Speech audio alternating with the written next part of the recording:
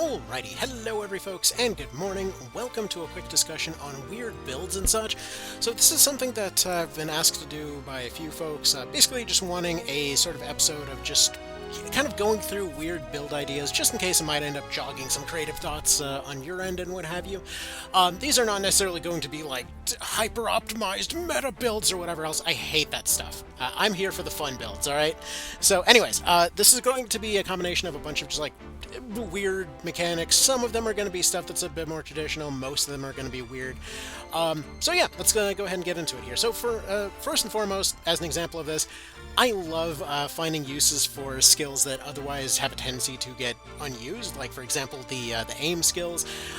So when combined with something like a dancer or any other thing that potentially slows stuff down a little bit, whether it's, you know, again, like a knight with a crossbow or whatever else, anything that can slow down enemy units to any degree, aim becomes an absolute powerhouse. And what's funny is that there's going to be a lot of cases where there's certain weapons that typically fall by the wayside that may potentially be really useful in this case. Like for example, the Falling Star Bag at a PA of 20 is basically going to be one of the best sort of randomized damage weapons that there is before you start getting into the insano stuff in the later game, you know, your Excaliburs or whatever else. You can actually get a Falling Star pretty darn early. I think I got this sucker back in like chapter 2. So yeah, this is this is better than the Slasher. The Slasher is at 16, and that's the best battle axe in the game at this point, unless there was something else added. So as far as aim goes, this could theoretically be one of the highest hitting potential options that there is. So for example, running something like a Bard, you absolutely could do something like Life Font combined with Dragonheart. Life Font has a tendency to be really good at setting up Dragonheart on account of making it that much more likely that you'll potentially survive the next hit.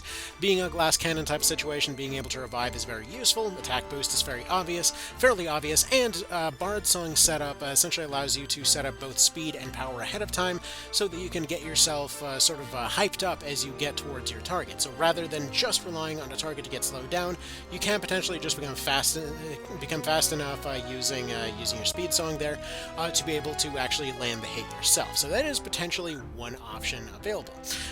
There's actually another option that I haven't quite set up here that I just thought was a little bit of a funny goober of a thing.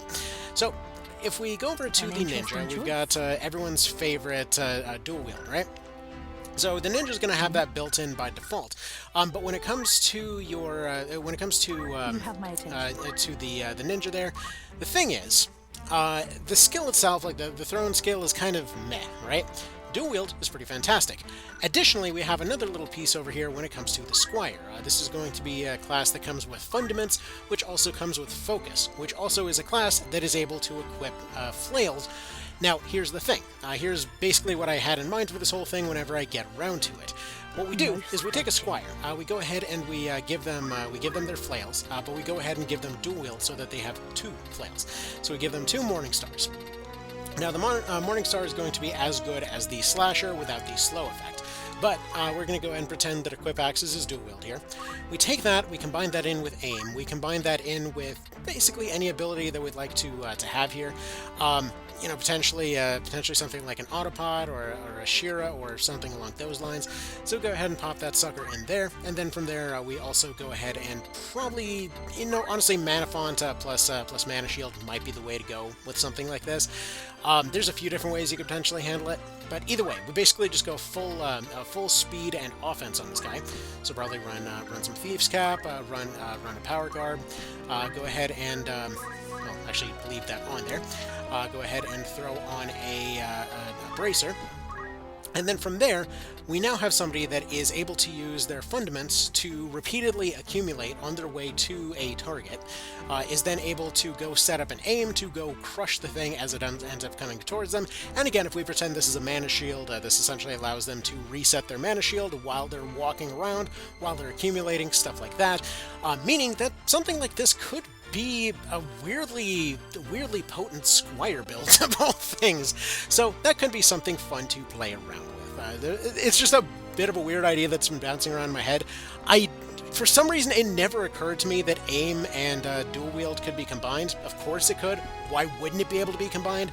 So yeah, you take the absurd power of aim, you take how good a lot of these other combinations can potentially be, and then you have the fun little thing of being able to thoroughly crush stuff. Now you might be saying, wait a minute, but couldn't we just do the same thing with the previous bags before? Weren't they stronger? No, bags can't be dual wielded, and that's possibly why. So, if you were looking for a swingy build that is actually able to, without going for some kind of crazy physical boosts, able to thoroughly one-shot something in the end game, then that would be the way to do it. Even despite having buffs or whatever else, there's a pretty decent chance something like that would be able to break through.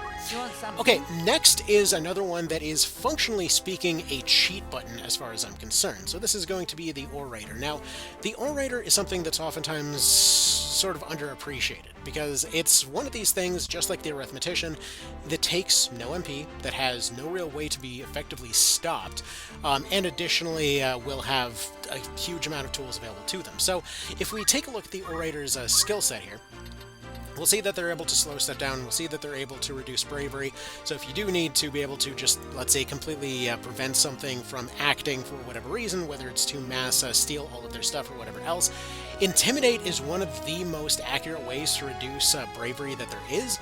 So if you combine, let's say, this with a Mime, or just even have 2 units Intimidating, or even have 1 unit that's very fast Intimidating, they can easily turn something into a chicken very quickly.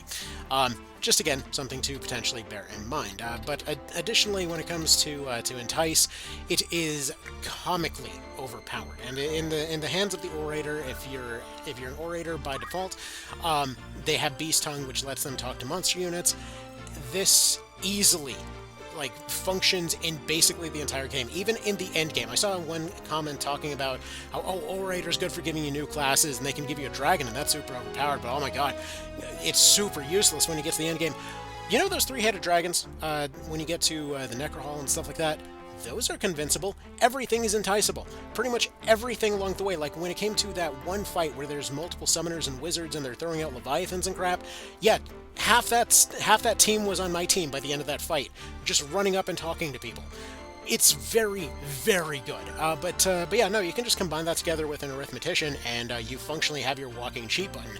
Now, this one, again, obviously Arithmetic is pretty freaking overpowered, everyone knows this, but something like this just means that they never are out of options. Even if they don't have anything to effectively calculate, we do see somebody that is functionally unstoppable in this case. The only thing that could theoretically stop them is a debuff, which the Aegis Shield is there to deal with. The higher movement means that they're always going to be able to reach something to entice them. They're always either making friends or insta-killing something or whatever else. This is one of the scariest pacifists I've ever seen. Go figure, the real scary thing was the IRS the whole time. Anyway, moving on here. Another idea that was sort of coming to mind here was actually when it came to the Geomancer. Now, if you're looking for a more, I guess you could say, casual version of the previous thing, where you just wanted to have the sort of mass theoretical shutdown potential, but not something as ridiculous as the calculator, or maybe you're refusing to use a calculator, or what have you, you can achieve a sort of earlier game version with something like Geomancer with Orator skills. Geomancy is great for landing those 15%-ish chances at just going and ruining something's day pretty effectively. Being in an AoE, they can spam them out pretty effectively. Something will eventually hit, and then Speechcraft plus Beast Tongue, fairly cheap to get a hold of. Both of those together allow you to basically turn random things to your side.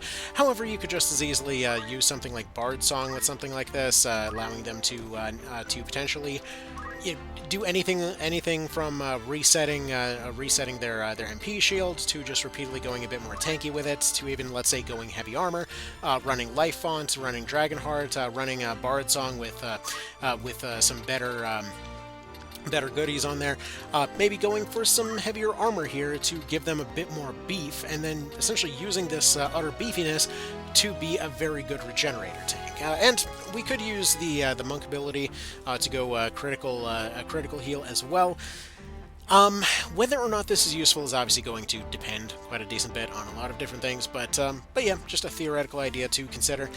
One thing that is nice is that the Materia Plus at this point is very easy to get a hold of. This is one of the few... It's kind of weird how both remakes added one new sword that's a copy of a previous sword.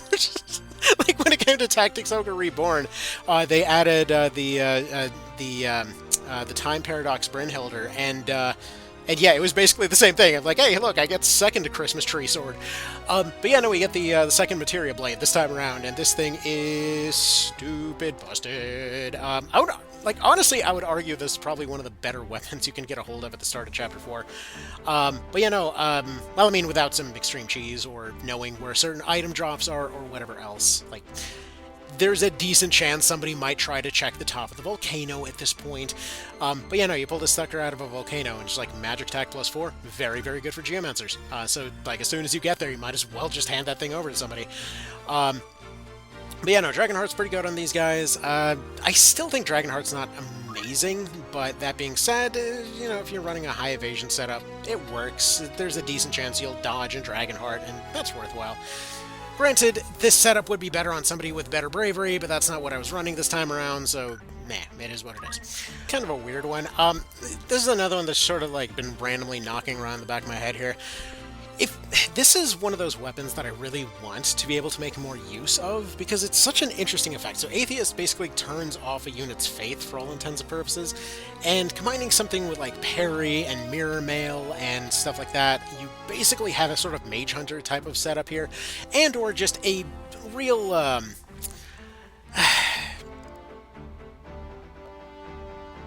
can't believe I was forgetting the word. I kept thinking heretic. No, this dude's just a complete hypocrite. Where he's like, no, I get all the cool magical abilities. You get none of them.